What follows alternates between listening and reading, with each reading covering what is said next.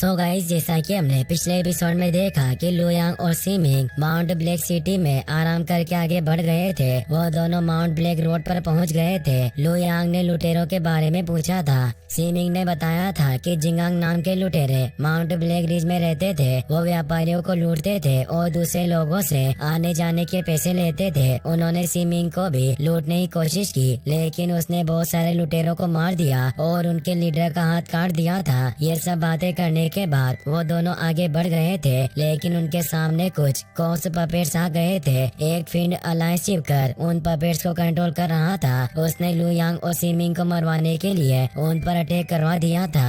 फिर अब हम सीमिंग और लुयांग को देखते हैं। बहुत सारे कॉप्स पपेट्स उन पर अटैक करने के लिए उनकी तरफ आते हैं। सीमिंग कहता है कि मैं इस पूरी दुनिया में स्वॉर्ड किंग्स और ब्लेड मास्टर्स के अलावा किसी से भी नहीं डरता हूँ, लेकिन ये दुश्मन अंधेरे में छिपा हुआ है और कॉप्स की आर्मी को कंट्रोल कर रहा है। इस तरह हम ज्यादा देर तक जिंदा नहीं बच पाएंगे, जिस वजह से मुझे थोड़ी परेशानी हो रही है। इन कॉप्स ने जिंगांग लुटेरों के कपड़े पहने हुए हैं जिन्हें मैंने मार दिया था। शायद अब सारे लुटेरे मारे गए हैं और कॉप्स बन गए हैं। लुयांग पूछता है कि तुम इनके बारे में इतनी बात कर रहे हो, क्या ये कॉप्स पपेट्स सच में इतने खतरनाक होते हैं? सीमिंग बताता है कि जब एक कॉप्स पपेट जिंदा होता है और तब उसे अपने कल्टिवेशन से पावर मिलती है, मरने के बाद भी उसे उसी कल्टिवेशन से पावर मिलती है। मगर ये जो पपेट्स हमारे ऊपर अटैक करने के लिए आ रहे हैं वो बस स्वॉर्ड बॉडी रियल्म के आयरन आर्म कॉप्स हैं, इसीलिए ये इतने ज्यादा खतरनाक नहीं है। सीमिंग अपनी स्वॉर्ड एक्टिवेट कर लेता है। वो अपनी स्वॉर्ड को मैनिपुलेट करके उन कॉप्स को मारने लगता है। वो एक एक करके उन सबको मार देता है।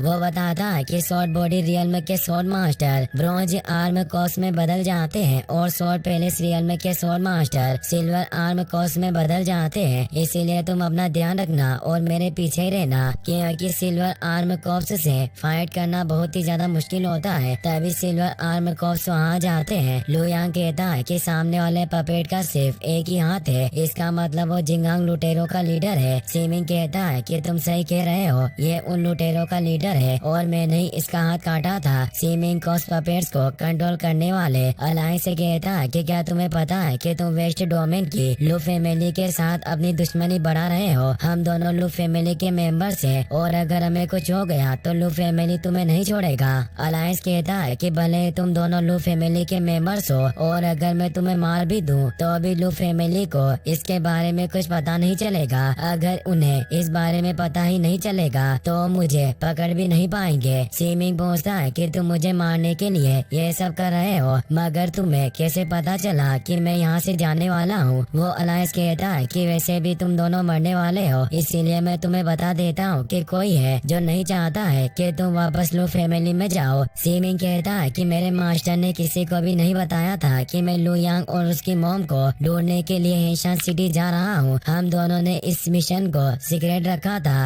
आखिरकार इसे हमारे मिशन के बारे में कैसे पता चल गया? लुयांग सोचता है कि ऐसा कौन है जो नहीं चाहता है कि मैं लू फैमिली में जाऊं? इन लोगों ने बहुत वक्त पहले से हमें मारने का प्लान बना लिया था। अलायंस कहता है कि तुमने बहुत कुछ सीख लिया है और अपनी जिंदगी के भी मजे ले लिए हैं, मगर आज तुम्हारे मरने का वक्त आ गया है। सीमिंग कहता है कि तुमने कुछ ब्रॉन्ज आर्म कॉप्स से मेरे ऊपर अटैक करवा के मेरी बेइज्जती कर दी। वो अपनी स्वॉर्ड एक्टिवेट करके लुटेरों के लीडर पर अटैक करता है, मगर उसकी स्वॉर्ड को रोक देता है। इससे सीमिंग बहुत हैरान होता है। वो अपनी स्वॉर्ड से दूसरे कॉप्स पर अटैक करता है, जिससे वो दूर जाकर गिरता है और उसके सर पर एक इविल ऑरा दिखाई देता है। सीमिंग सोचता है कि शायद एक लाइफ गेट है जिसकी मदद से वो आदमी इन कॉप्स को कंट्रोल कर रहा है। वो अपनी स्वॉर्ड को एक्टिवेट करके दूसरे कॉप्स पर अटैक करता है। इसका फायदा उठाकर लीडर लुयांग पर अटैक करने के लिए आता है। उसे देखकर लुयांग घबरा जाता है, लेकिन सीमिंग उसे अपने साथ दूसरी जगह टेलीपोर्ट कर देता है। वो अपनी स्वॉर्ड को मैनिपुलेट करके उन कॉप्स को मारता है, जिससे सारे ब्रॉन्ज आर्म कॉप्स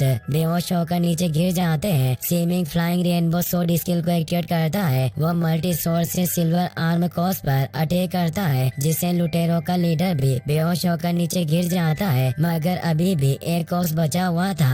लुयांग कहता है कि सेम कल्टिवेशन लेवल पर होने के बावजूद भी कॉप्स पपेट्स की डिफेंस पावर बहुत ज्यादा है। इसके अलावा इन्हें दर्द भी नहीं होता और ये मौत से भी नहीं डरते हैं, क्योंकि ये पहले से मरे हुए हैं। सिल्वर आर्म कॉप्स की पावर सीमिंग से में बहुत कम है, पर फिर भी वो उसे टक्कर दे रहे हैं। भले ही हम हजारों बार अपनी सोर्स से सिल्वर आर्म को उस पर अटैक करें तो भी उन्हें कोई फर्क नहीं पड़ेगा और वो हमेशा अपनी पूरी पावर का यूज करके फाइट करेंगे। सीमिंग की बॉडी फ्लैश और ब्लड से बनी हुई थी। अगर सिल्वर आर्म कॉप्स ने उस पर अटैक किया तो बहुत बुरी तरह घायल हो जाएगा। तभी एक पपेट सीमिंग पर अटैक करने के लिए आता है, पर सीमिंग किक मारकर उसे दूर गिरा देता है। वो अपनी स्वॉर्ड से उसके सर पर अटैक कर देता है, जिससे वो आखिरी कॉप्स पपेट्स भी खत्म हो जाता है। सीमिंग सोचता है कि मैंने अभी सिर्फ कॉप्स पपेट्स को मारा है, सबसे बड़ी मुसीबत इन्हें कंट्रोल करने वाला है और वो अभी भी फॉरेस्ट में छिपा हुआ है। हालांकि कॉप्स पपेट्स बनाने वाले की पावर कॉप्स जितनी नहीं होती है, तो ये हमारे लिए अच्छी बात है। मैं उसे आसानी से हरा सकता हूँ। सीमिंग अलायंस से कहता है कि शायद ये सब देखकर तुम डर गए हो, इसीलिए बाहर नहीं आ रहे हो, मगर अब तुम मुझसे बचकर नहीं जा पाओगे।